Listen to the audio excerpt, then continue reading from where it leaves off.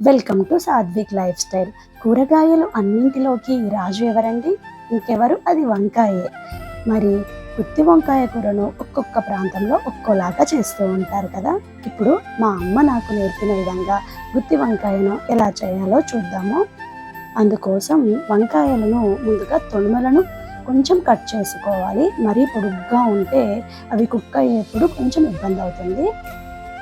తర్వాత వంకాయల లోపల మనం పొడిని పెట్టుకోవడానికి వీలుగా కట్ చేసుకోవాలి. వీడియోలో చూపించినట్లు కట్ చేసుకుంటే సరిపోతుంది. తర్వాత వంకాయలను ఒక గిన్నెలో ఉంచి వంకాయలు మునిగే వరకు నీళ్లు పోసుకోవాలి. అలా అయితేనే వంకాయలు అన్నది నల్లబడకుండా ఉంటాయి.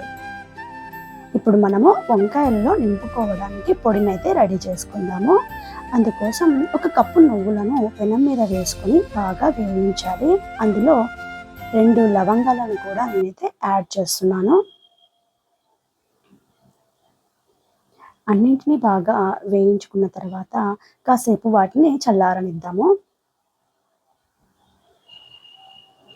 ఇప్పుడైతే ఒక మిక్సీ జార్ తీసుకొని అందులో 2 కప్పుల వరకు వేయించిన పల్లీలను యాడ్ చేస్తున్నాను.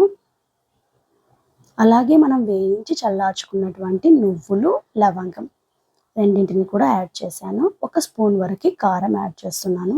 కారం ఇంకా కొంచెం ఎక్కువ కావాలి అనుకునే వాళ్ళు ఎక్కువగా తీసుకోవచ్చు. ఉప్పు, పసుపు రెండింటిని యాడ్ చేసి మనం గ్రైండ్ చేసుకుందాము. గ్రైండ్ చేసుకునేప్పుడు 1వ నెంబర్లో ఉంచి మాత్రమే గ్రైండ్ చేసుకోండి. లేదంటే పల్లీలు, నువ్వులు యూస్ చేస్తున్నాం కాబట్టి ఆయిల్ అన్నది రిలీజ్ అయ్యి ముద్దగా అయిపోతుంది. ఇప్పుడు నేను బెల్లం యాడ్ చేసి మళ్ళీ ఒకసారి గ్రైండ్ చేసుకుంటా. ఇలా మనం 1 నెంబర్లో ఉంచుకొని మిక్సీ అన్నది గ్రైండ్ చేసుకోవడం వల్ల పొడి అంతా కూడా ఇదిగోండి ఇలా పొడి పొడిలాడుతూ ఉంటుంది. లేదంటే మొత్తం ముద్దగా అయిపోతుంది.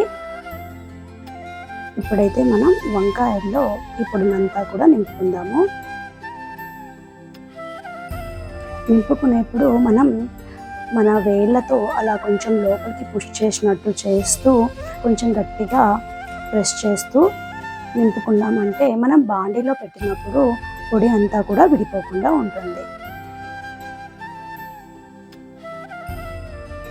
ఈ వంకాయ కర్రీ రొట్టెలోకి, చపాతీలోకి చాలా బాగుంటుందండి. అంటే ఇది నార్మల్ వంకాయ కర్రీ లాగా గ్రేవీగా కాకుండా కొంచెం ముద్దలాగా చేసుకున్నాం అనుకోండి, టేస్ట్ అనేది చాలా బాగుంటుంది. ఇప్పుడైతే ఒక బాండీ పెట్టుకొని అందులో కొంచెం నూనె యాడ్ చేస్తున్నాను.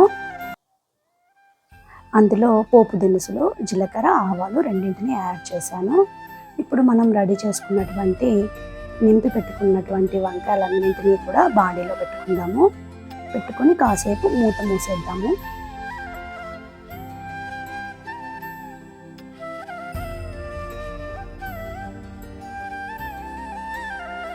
ఇప్పుడైతే కర్రీ కోసం మనము చింతపండుని నానబెట్టుకుందాము. వేడి నీళ్ళు యూజ్ చేయడం వల్ల చింతపండు అన్నది తొందరగా మెత్తబడుతుంది.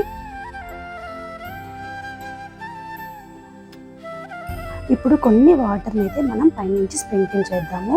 ఇలా వాటర్ని చల్లుకోవడం వల్ల వంకాయ అన్నది బాగా మగ్గుతుంది. అన్ని వైపులా కూడా బాగా కుక్ అవుతుంది.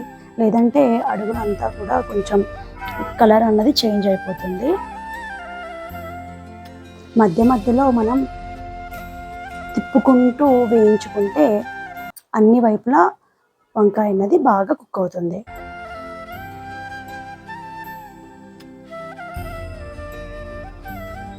అదిగోండి వంకాయ అయితే మంచిగా మగ్గిపోయింది. బాగా మగ్గిన తర్వాత మాత్రమే మనం చింతపండు రసంని యాడ్ చేయాలి. లేదంటే పులుపు ఒక్కసారి పన్న తర్వాత వెజిటబుల్స్ అన్నవి కుక్ అవ్వవు. సో ముందుగానే వంకాయ బాగా మెత్తబడనివ్వండి. తర్వాత మనం నింపగా మిగిలినటువంటి పొడిని కూడా అందులో వేసేసాము. అప్పుడు గ్రేవీ అన్నది కూడా బాగా వస్తుంది. చూసారా, ఆయిల్ అంతా కూడా పైకంతా బాగా ఫ్లోట్ అవుతుంది. కర్రీ అన్నది పర్ఫెక్ట్గా కుక్ అయిపోయింది. ఈ గుత్తి వంకాయ కర్రీ తీపి, పులుపు, కారం అన్ని రకాల రుచులతో చాలా కమ్మగా, చాలా టేస్టీగా ఉంటుంది.